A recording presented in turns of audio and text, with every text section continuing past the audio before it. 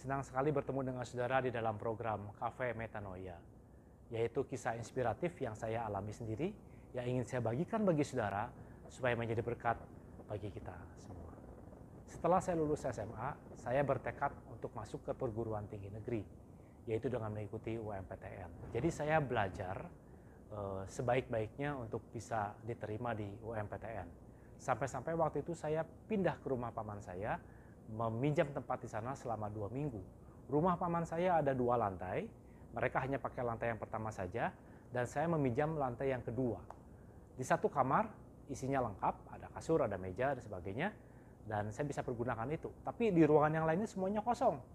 Nah, pada suatu waktu ketika saya belajar, ada adik sepupu saya, mereka 3 orang anak laki-laki, umurnya antara 6 sampai 7 tahun.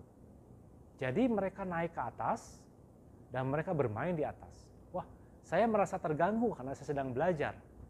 Tetapi tidak begitu lama suara itu hilang. Saya pikir mereka turun ke bawah, tetapi rupanya kemudian saya mendengar salah satu anak menangis. Sehingga saya buka pintu, saya melihat apa yang terjadi. Ternyata ketiga anak itu terkurung di salah satu kamar. Dan saya tidak tahu persoalannya, saya tidak mengerti persoalannya. Kenapa?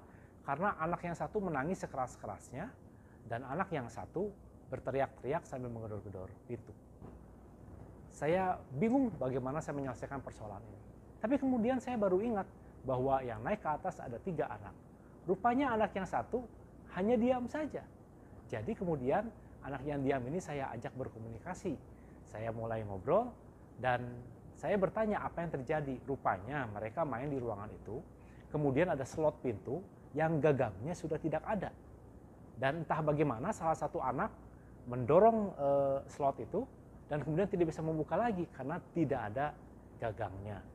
Nah, ketika saya mendengarkan itu, saya baru mengerti persoalannya dan penyelesaiannya sangat mudah.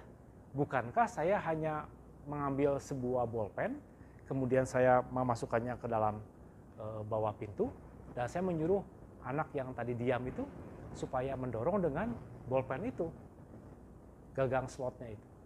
Akhirnya terbukalah pintu itu. Nah, saudara, dari kisah ini saya mendapatkan sesuatu hal yang sangat luar biasa.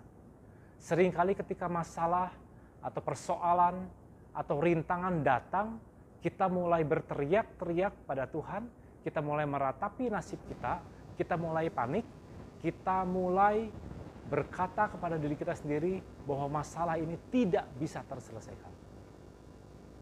Mungkin sekarang adalah waktunya kita untuk berdiam diri, menenangkan hati kita, datang kepada Tuhan, berdoa kepada Dia, berbicara secara pribadi dengan Bapa di surga. Saya yakin Allah kita, Dia akan menjawab setiap doa dan permohonan kita, sehingga persoalan kita hadapi semuanya akan diselesaikan dengan cara yang ajaib. Mari senantiasa mengarahkan hati kita hanya kepada Tuhan.